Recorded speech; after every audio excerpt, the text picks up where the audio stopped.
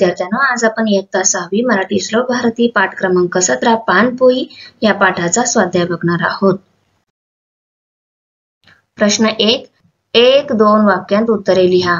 प्रश्न, अंगाची लाही लाही कशामुळे होते? उत्तर, कडक रखरखीत उन्हामुळे अंगाची लाही लाही होते. प्रश्न, अवखळ वारा सुटल्यावर काय होते? उत्तर, अवखळ वारा सुटल्यावर धुळीसोबत पालापाचोळा उंच आकाशात उडतो. प्रश्न, थकलेल्या वाटसरूला ग्लानी का येते? उत्तर, कडक ऊन लागल्यामुळे व प्रचंड तहान लागल्यामुळे थकलेल्या वाटसरूला ग्लानी येते. पानपोईवर पाणी पिण्यास कोण कोण येतात?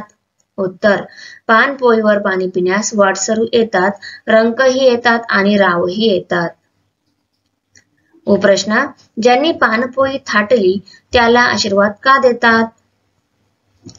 थाकल्या भागल्या वाटसरूंची तहान भागवण्याचे सत्कार्य केल्यामुळे ज्यांनी पानपोई थाटली त्याला आशीर्वाद देतात.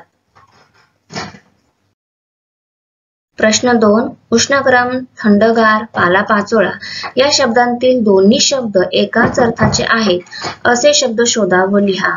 उत्तर, केरकचरा, मुलं बाळ, पानपत्रावळ, नोकर चाकर, विचारपूस, गप्पा गोष्टी, गुरढोर.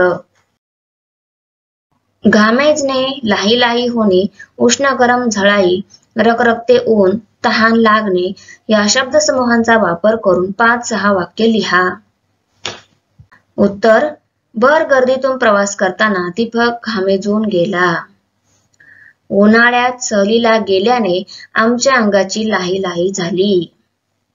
उन्हाच्या उष्णगरम झळईवर उतारा म्हणून सुनीताने बर्फाचा गोळा खाल्ला. निसर्गाची आवड असल्याने मोहन रखरखत्या उन्हातही पाना फुलांत बागडत होता. धावत धावत घरी आल्याने मला खूप तहान लागली. प्रश्न 4. रखरख, गरगर यांसारखे अक्षरांची पुनरावृत्ती होणारे शब्द शोधा व लिहा. थरथर, टकटक, धडधड, भरभर, ठकठक, वकवक, धगधग, झरझर, चटचट, वनवन, चरचर. प्रश्न 5. पानपोई हा पाण्याशी संबंधित शब्द आहे. तसेच खालील शब्द वाचा व समजून घ्या. पाणबुड्या, पाण्यात खोलवर पाहणी करायला जाणारा.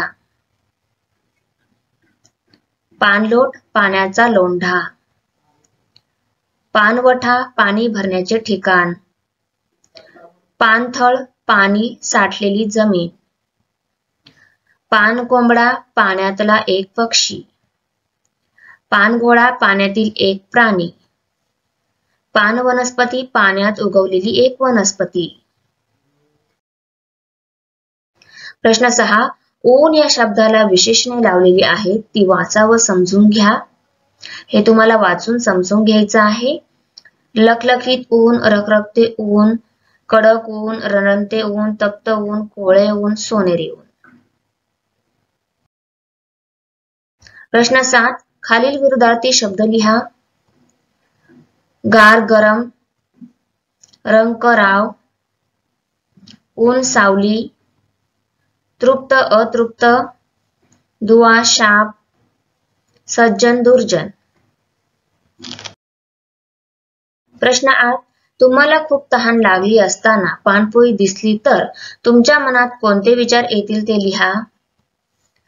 तहानेने जीव कासावीस झालेला असताना अचानक पानपोई दिसली तर खूप आनंद होईल. कधी एकदा पाणी पिऊन जीव शांत होईल असे वाटेल. ज्याने कोणी ही पानपोई ठेवलेला धन्यवाद देईन. प्रश्न 9. चालून चालून थकलेल्या वाटसरूला थंडगार पाणी मिळाल्यावर त्याला काय वाटत असेल कल्पना करा व लिहा. चालून चालून थकलेल्या वाटसरूला थंडगार पाणी मिळाल्यावर त्याचे मन तृप्त व शांत होत असेल. चालून चालून घाम आल्यानंतर पाणी पिल्याने थोडी ताकद मिळत असेल. पुन्हा पुढे चालण्यासाठी बळ मिळत असेल. गरजेच्या वेळी 2 घोट पाण्याचे सुख देणारी ती पानपोई त्याला मोलाची वाटेल.